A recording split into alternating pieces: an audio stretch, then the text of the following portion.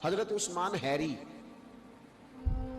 بہت درویش کامل صوفیاء میں شمار ہوتا تھا۔ لوگ ان کی مجلس مبارکہ میں آ کے بیٹھتے تھے تو اپنے دلوں کو تازہ کرتے تھے۔ کچھ اللہ کے نیک بندے ایسے ہوتے ہیں کہ جن کا ایک جملہ بندے کو ساری زندگی کے لیے رستے پہ ڈال دیتا ہے۔ بہت بڑے درویش تھے حضرت عثمان حیری۔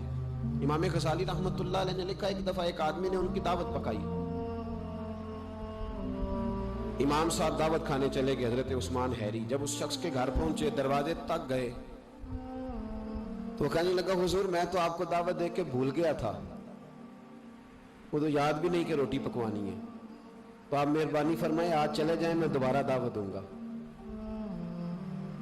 میرا خیال ہے کہ جو آدمی میری طرح سمجھتا ہے نا میں سب سے چھوٹا ہوں، اس کے ساتھ بھی اگر کوئی یہ سلوک کرے تو میرا خیال ہے کہ شاید گولگے ہی چل جائیں، بندوقیں نکل آئیں کہ تو کتنا بدتمیز ہے، گھر میں بلا کے دروازے پہ کھڑا کر کے کہہ رہا ہے مجھے تو یاد ہی نہیں آپ کی دعوت کی تھی، چل تشریف لے جائیں آپ۔ تو امام صاحب رحمۃ اللہ علیہ فرمانے لگے، کوئی بات نہیں بھائی، بیٹے بندہ بھول بھی جاتا ہی ہے، کوئی حرج نہیں، میں پھر آ جاؤں گا۔ بڑے لوگوں کے حوصلے بھی بڑے ہی ہوتے ہیں، اور یاد رکھنا اگر بڑا بننا چاہتے ہو تو حوصلہ بڑا ہی کرنا پڑے گا، ورنہ چھوٹے رہ جاؤ۔ امام صاحب تشریف لے گئے، اب وہ شخص پھر دوڑا گیا، کہنے لگا حضور ٹھہرے ذرا واپس آئیں۔ امام صاحب پھر واپس آ گئے، دروازے پہ کھڑا کر کے کہنے لگا آپ ذرا یہاں کھڑے ہو، میں اپنی بیوی سے پوچھتا ہوں اگر کوئی چیز پڑی ہوئی ہے تو روٹی جلدی سے پکا لیتی۔ امام صاحب پھر دروازے پہ کھڑے ہو گئے، تھوڑی دیر کے بعد اندر سے ہو کے پھر واپس آیا۔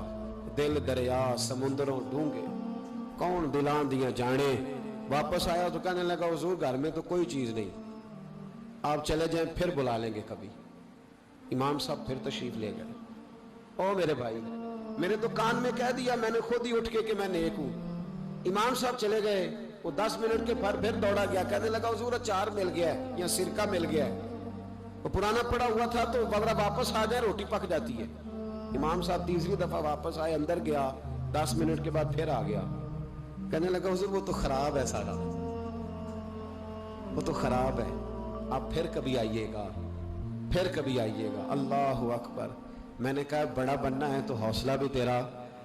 امام صاحب پھر تشریف لے گئے، جب گئے تو دوڑا گیا، جا کہنے لگا حضور میں نے بڑے لوگ دیکھے ہیں پر آپ کا حوصلہ، آپ کی بات، اللہ اکبر، اتنا بڑا ظرف۔ اب چاہیے تھا نا امام صاحب بیس کو سیدھی کرتے کہ بھائی بالکل یہ تو کسی میں ہے ہی نہیں جو مجھ میں ہے، اور دستار تھوڑی اور اونچی کر کے کہتے نہیں صاحب لوگ تو ایسے ہی، میں تو بڑا با حوصلہ ہوں۔ امام صاحب کیا فرمانے لگے، کہنے لگے کیا کہا تم نے، کہ حضور آپ میں بڑا حوصلہ ہے، اتنی اچھی عادت۔ ان لوگوں نے اپنی ترقی روکی نہیں تھی، وہ سمجھتے تھے کہ ابھی ہمیں ضرورت ہے تربیت کی۔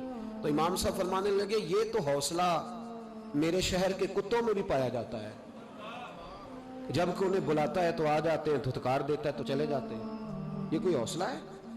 یہ تو کتوں میں پایا جاتا ہے، یہ کوئی میرا کمال نہیں، مجھے نا بس میرے لیے دعا کر، رب میرے اندر کوئی حوصلہ پیدا کر دے، تو میری تعریف نہ کر، دعا کر اللہ کچھ کر دے۔ یہاں تو لوگوں نے 7 بندہ کھڑا کیا ہوا ہے تعریفیں کرنے والا، تعریف کرو صبح سے شام تک، جس نے جس کے ساتھ رشتہ رکھنا ہے اس کا طریقہ ہے کہ اس کی تعریف کرے، کہے تو بڑا اچھا ہے تب رشتہ قائم رہتا ہے۔ وہ لوگ اپنی عادات پر محنت کرتے تھے، جد و جہد کرتے تھے، کوشش کرتے تھے اور سنور جاؤں اور سنور جاؤں۔ ہم تو روز داستان سناتے ہیں کہ اس دنیا میں ایک ہی بندہ اچھا ہے جس کا نام میں ہوں، میں اچھا، اور پھر دوبارہ ڈھونڈو گے تو میں ہی اچھا ملوں گا۔ خدا مجھے ایسی خدائی نہ دے کہ اپنے سوا کچھ دکھائی نہ دے، اپنی عادات پر محنت کرے۔ اللہ فرماتے ہیں کہ تمہیں موت اور زندگی کے بیچ اس کو گورکھ دھندا نہ سمجھو۔ ایک شخص پیدا ہوا، ماں نے 9 مہینے جد و جہد کر کے اس کی پرورش کی، پیٹ میں رکھا، پھر اس کو پالا، پھر کس مشکل سے وہ پروان چڑھا، پھر کس مشکل سے اس نے تعلیم حاصل کی، کوئی ہنر سیکھا، پھر پریکٹیکل لائف میں آیا، جد و جہد کر کے وہ آگے بڑھا، اس کے بچے ہوئے، کتنی جان جوکھوں میں ڈالی، پھر وہ فوت ہو گیا۔ فرمایا یہ کوئی گورکھ دھندا نہیں۔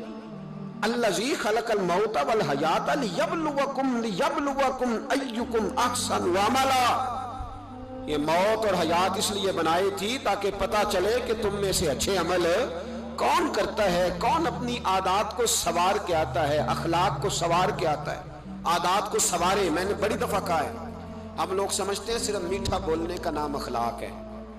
मीठा बोलना अखलाक का एक जुज है। ये पूरा अखलाक, जहाज का अमला जो आपसे मीठा बोलता है तो उसका मतलब ये थोड़ी है कि वो बाइखलाक है। उनकी ट्रेनिंग है, उनकी तरबियत है कि तुमने आने वाले से कभी भी तल्ख बात नहीं करनी। आपने 12,000 रुपया दिया है जहाज की टिकट का, डोमेस्टिक फ्लाइट पे बैठे, और जो आपके सामने शख्स आपको डील कर रहा है उसकी 1.5 लाख रुपया तनख्वाह है, लेकिन इसके बावजूद वो मीठा बोल रहा है तो आप उसको बाइखलाक नहीं कहेंगे, इसलिए कि ये उसकी, हाँ अगर वो दिल से आपके साथ अच्छा रवैया कर रहा है तो फिर वो बहुत अच्छा है, फिर वो बाइखलाक है। लेकिन मेरे भाई बहुत सारे लोग तो मीठा बोलते हैं, उनकी ट्रेनिंग होती है। अखलाक हसना क्या है? इखलाक हसना की पहली सीढ़ी ये है कि तेरा अपने रब पे भरोसा कितना ज्यादा है। अगर तू तवक्कुल वाला नहीं तो तू अखलाक वाला नहीं हो सकता। तवक्कुल अल्लाह पहली सीढ़ी है अखलाक हसना की। मेरे नबी पाक अलैहिस्सलाम ने फरमाया अगर तुम अपने रब पे भरोसा करोगे तो अल्लाह तुम्हारे साथ वही सलूक करेगा जो परिंदों के साथ करता है। तो सहाबा अर्ज करने लगे हुजूर परिंदों वाला सलूक करेगा? तो नबी पाक अलैहिस्सलाम फरमाने लगे परिंदे सवेरे भूखे निकलते, उन्हें नहीं पता हमारी फैक्ट्री कौन सी है, कहां जाके मजदूरी करनी, उनको नहीं पता किस खेत में हल चलाना है, उनको नहीं खबर कि किस दफ्तर में जाकर के बैठना है। वो सवेरे भूखे निकलते हैं अल्लाह पे भरोसा करके, लेकिन निकलते जरूर हैं, जद्दोजहद जरूर करते हैं। जब शाम को वापस आते हैं तो अल्लाह उन्हें पेट भर के रोटी अता फरमाता है।